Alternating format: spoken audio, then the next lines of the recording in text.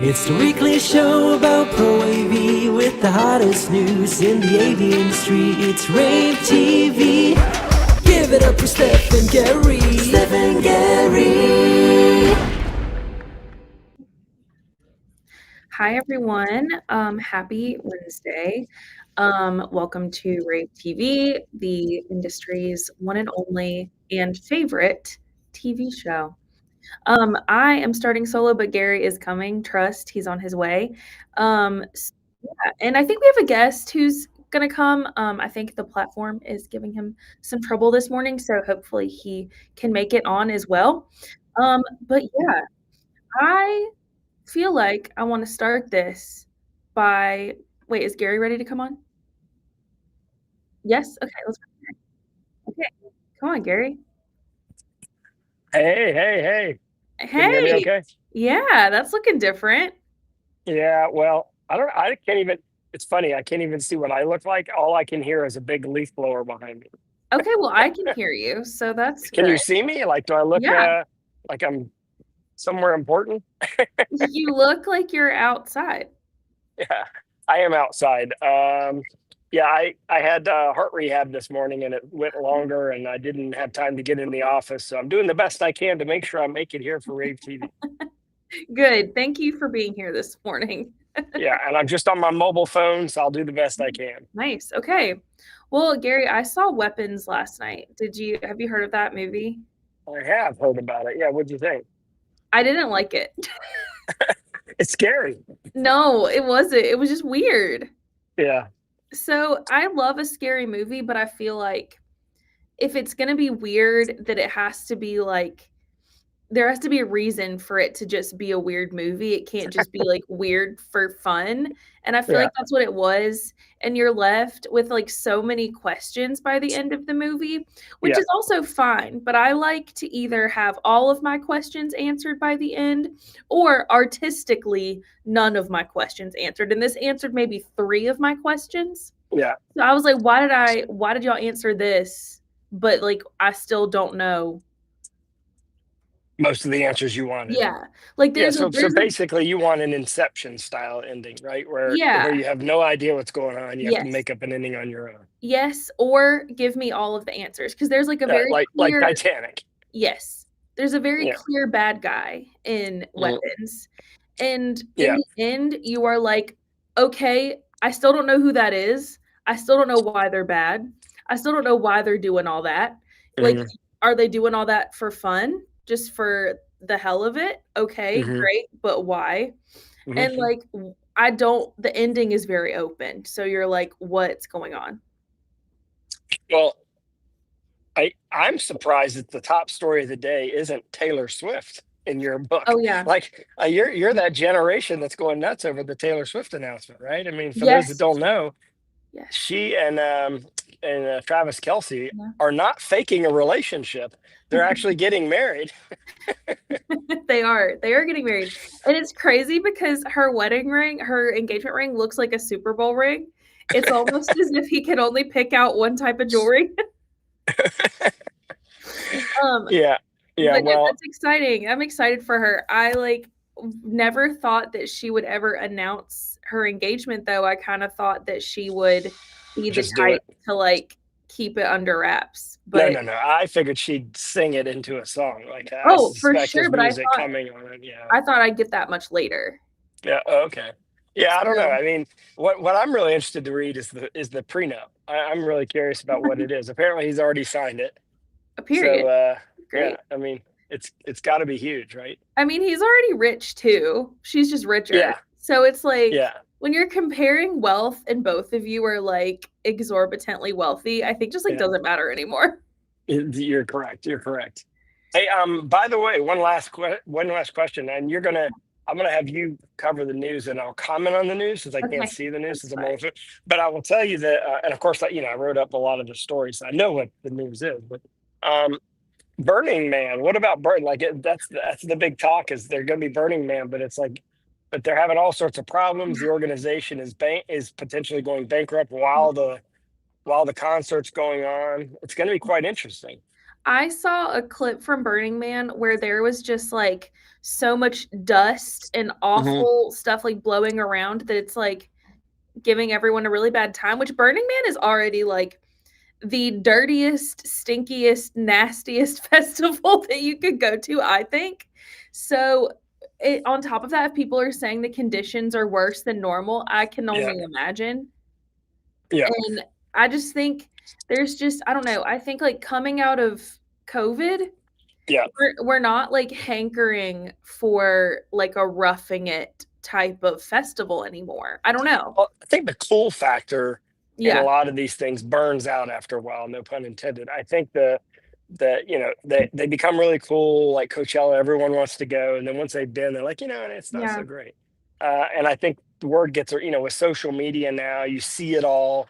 Yeah. Um, and I think it's tough. I think, I do think for a live event, those kind of events are fun and have a lot of potential. But there's been so many problems. I mean, I watched last night the documentary on the Houston concert in 2021, the Travis. What was that? What was that? Astro World concert that had Oh all the God. problems where the people got squished and Travis there were like Scott. 10 Yeah. people that died. So yeah, I think some of these have kind of gone the course, and I Yeah. think, but our, this has been a great summer for our industry for live events. Been a lot of big concerts, a lot of Mhm. live, a lot of outdoor events that have Yeah. really done really well. Virtually every concert series has sold out. I Yeah. saw a statistic in Billboard magazine that said like 81% Mhm. of the outdoor concert market, the summer concert market, had sold out, which was one of the highest years. I think it Yeah. may have been the highest year post COVID. So that's really There cool. What else we got to cover today, Steph? I don't even know what so the news is. I'll let you start. no worries. So first of all, CEDIA Expo, it's Hmm. next week. I will Yeah, be you'll be there. there. I Yep. will. I'm really excited. So if you You'll would give us a like show me, floor tour for next week's broadcast, maybe, yeah. or Oh yeah, maybe, let's yeah. do that. All Yeah. right. So if you register with the code rAVe25 and Hmm. you are, at the last minute, please do that and you will get free show floor access. So the expo hall opens September 4th through September 6th. September 3rd is all education. So if you are interested in that, that is all that day.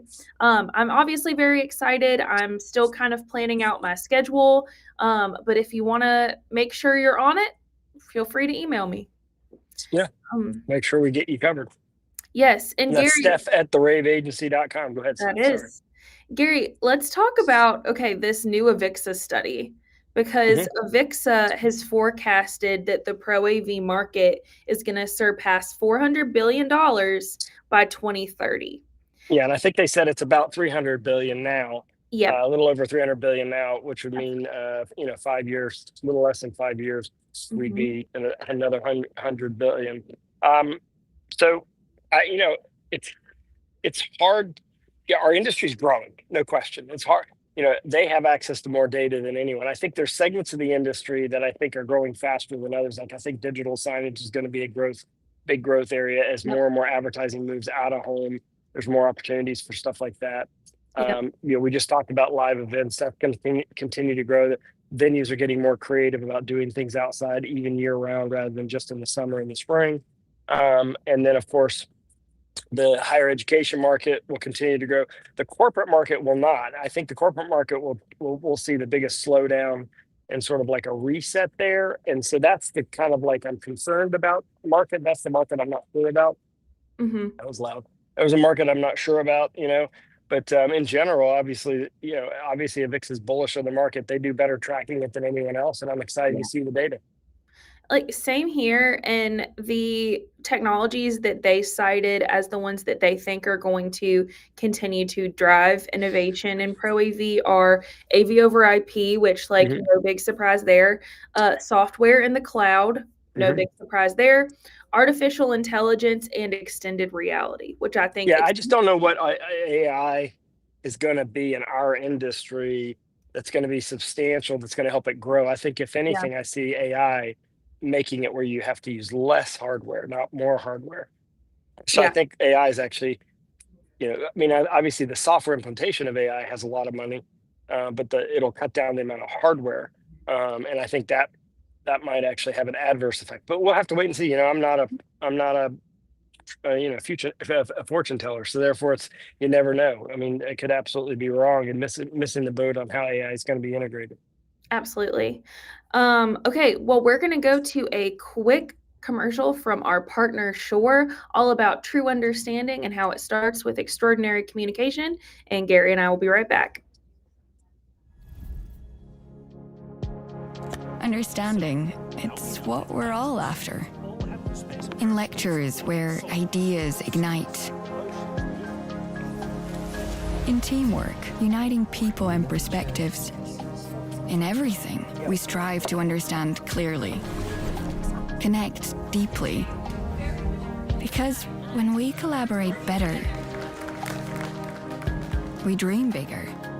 And when we dream bigger, we can change the world.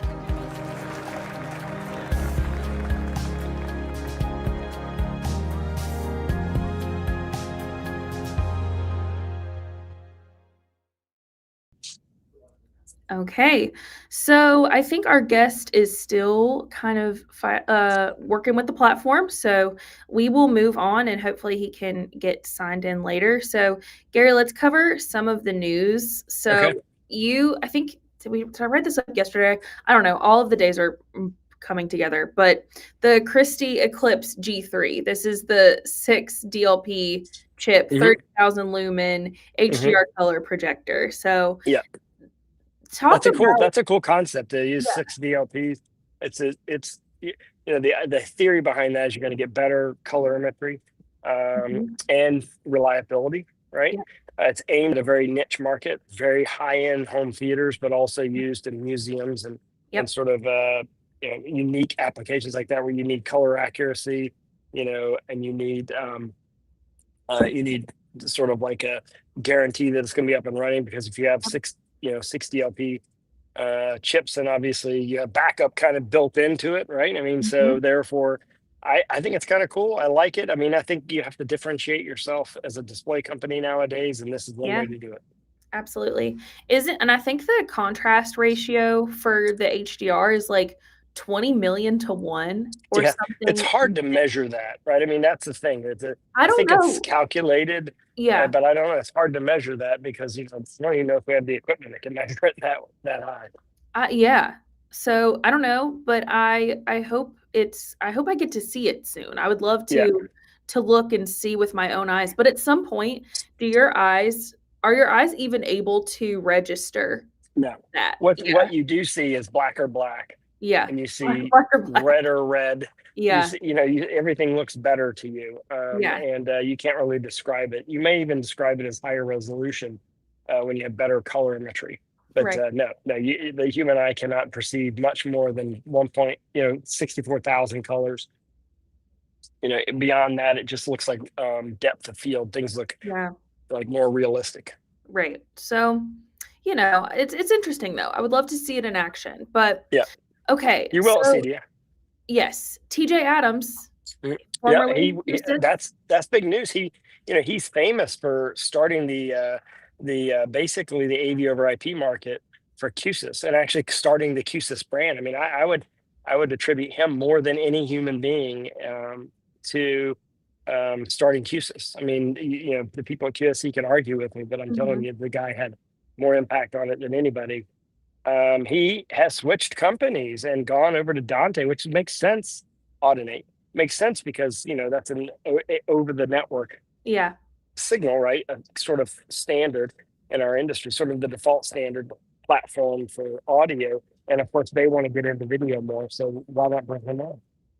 absolutely. So yeah, he's gonna be the new chief platform officer for Audinate, which is really exciting. So yeah, congratulations to Audinate for that hire. I think that is he's gonna obviously do great things. I think that he was gonna be successful pretty much anywhere he went. So that's pretty cool.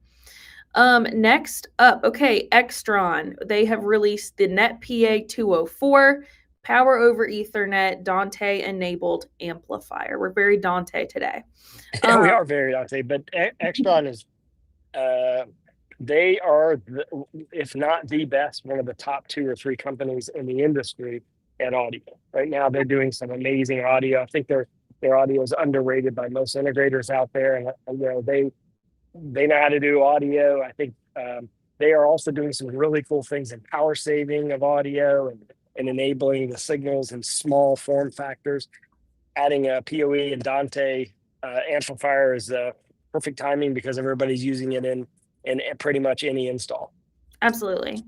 So, okay, we are going to take a quick break again. We're going to roll this next clip. This next one is from Crestron, our other partner for rAVe TV. And this is all about Crestron's Flex Pods, which is another great audio product for your meeting room. Check this out.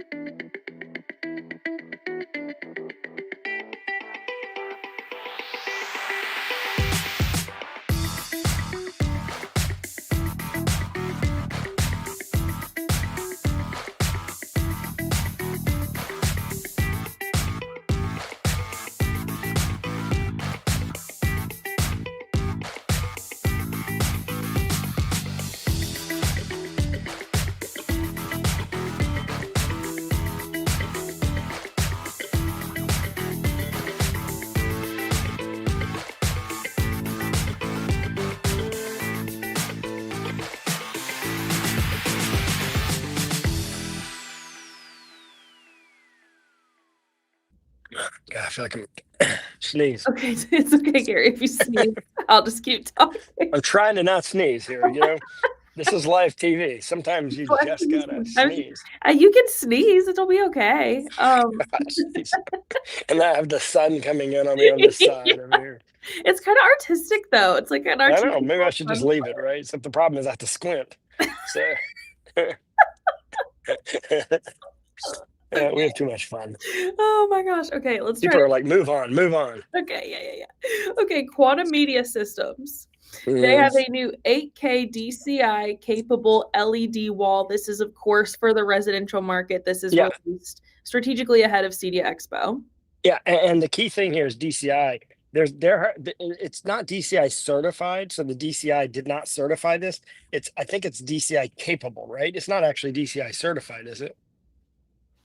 How did they phrase it? Because basically, while she's looking that up, for those of you who don't know, DCI, Digital Cinema Initiative, that is the standard for colorimetry and resolution in movie theaters. So this LED is actually capable of being put into a movie theater and delivering DCI standards. I don't think it was certified by DCI as much as it is compliant. It meets complying with all the standards for DCI, which means that if you put this in your house, it would look amazing and it would last forever because you'd probably drive it at like 10% brightness and contrast, which means it probably lasts for 20 years at the same quality output. 8K resolution, which again, I don't know how I feel yet about 8K being in the residential space because like what are you watching? What are you watching? Olympics, Super Bowl, things like that. That's about it. And that's all like quick, like where there's nothing else out there. There's no 8K channel yet broadcasting. I'm trying to think if even even if you like upscale something that's 4K into 8K, it's not going to look good. I mean, it depends on the quality of the scaler. That's maybe not necessarily true because if the scaler's good, it's going to look good. You can't add resolution, but what you can do is just make the image look perceptually higher resolution. Yeah. So you're just doubling the pixels and how well they do it. Do they just duplicate the pixels? Or for example, do they take half the information from the pixel before, half the information from the pixel coming up? Like, what methodology do they use? There's lots of different methodologies for that. And it all depends on the quality of the video processor. If it's any good, you're going to have to go look at it and see what you think. I will. And it's also got a 120 hertz refresh rate. Yeah. So, I mean, I guess you could game on this thing if you really, really wanted to, because the refresh rate is going to kind of be good for gaming. Cause I think 60 is what's technically like industry standard, but gamers like it higher because it keeps the game refreshing, less lag. So that you're not going to miss it if you're like playing Halo and someone like tries to shoot you or something. So Yeah, I think they want 240, but still 120 is faster, right? yeah, But yeah. Yeah, I think like a casual gamer likes 120, and then like a very serious gamer is like 240. I'm fine with 60. Yeah, me too. I'm not playing all that. Yeah. Okay, so AVer, two of AVer's cameras, Mhm. PTZ231, PTZ211, they have received Zoom's Pro AV certification. I always like to I always like to bring this up when this happens because the Zoom certification and Microsoft Teams certification, they are not easy to come by. This is like a lot of rigorous testing and a lot of red tape went into this. So Yeah. I love to shout out to companies that go through this process because this means that they have stress tested the hell out of these products. And that means that they are very easily perfectly usable with the Zoom platform. Yeah, it's seamless compatibility, plug and play, Exactly. all that kind of stuff that you want. So if you're a Zoom company, you'll be happy with this. Exactly. So both of these cameras are great. The 231 has 30 times optical zoom. The 211 has a 12 times optical zoom. So both are really good for classrooms, huddle rooms, houses of worship, any space where you need like a PTZ that just kind of is very plug and playable, Yeah. but has some like high tech baked in there. So You yeah, got it. I think we are going to push our guest to next week. I think he is still kind of fighting with the That's platform fine. a little bit. That's why Um, I'll do it. I'll entertain him while you're out. Yeah, okay. you'll be at CEDIA. I'll entertain. Yeah. Now, So do we have some launching news coming up? We got any announcements to yes, cover before we go? I had one more case study that I wanted to bring Okay. up, another Christie one, and this one is kind of like ghosty, a little spooky. It felt like fall this morning, so I wanted to. Oh, is this the ghost thing in the UK? Yeah, so Yeah, this yeah. is the Ghostly Manor dark ride at Yeah. Paultons Park, which is in Hampshire. I don't know if I'm saying that right. It's probably Hampshire or something. You're not saying it right. I don't but know. either I'm way, I not said it wrong. British, so only my Hampshire. ancestors are. You'll so sorry Maybe about. Hampshire. Hampshire. I'm We're not making fun. Gary, I'm trying to do it. we're from Anger. We can't do Right. this. We can't do it. We can't even So- speak English. The Ghostly Manor, this is like an amusement park, and what it has is Christie's 1DLP laser projectors, kind of giving this immersive blend of projection mapping all across this ride.